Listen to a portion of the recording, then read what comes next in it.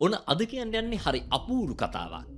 මේ යුද්ධය ඉවර වුණ බව නොදැන අවුරුදු 29ක් පුරා කැලේ සටන් කරපු අපූරු සොල්දාදුවගේ කතාව. ඔහු හීරෝ ඔනෝඩා.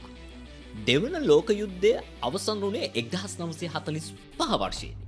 ජපන් සොල්දාදුවෙකු වුණ හීරෝ ඔනෝඩා පිලිපීනේ ලුබාන් දූපතේ කැලෑවක සැඟවෙලා 1974 දක්වා සටන් කරලා තියෙනවා. ඔහු විශ්වාස කරලා තියෙන්නේ යුද්ධය තවමත් තියෙනවා කියලා.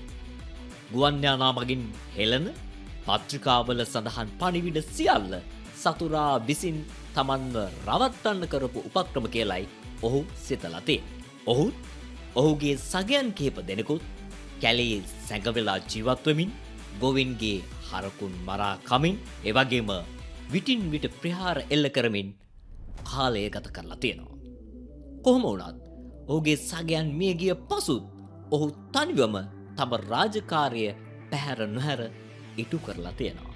අවසානයේදී 1974 දී ජපාන් ජාතික සංචාරකයෙක් ඔහුට මුණ ගැසී තිබෙනවා. ඔහුව යටත් වීමට පොළඹවා ගැනීමට හැකි වුණේ ඔහුගේ පැරණි අනදෙන නිලධාරියා දූපතට පැමිණ යුද්ධය අවසන් වූ බව නිල නියෝගය ලබා දුන් පසු. කොහොම වුණත් මොහු නැවත ජපානයට පැමිණෙන විට මොහු ජාතික වීරයෙකු ලෙස පිළිගනු ලැබුවා.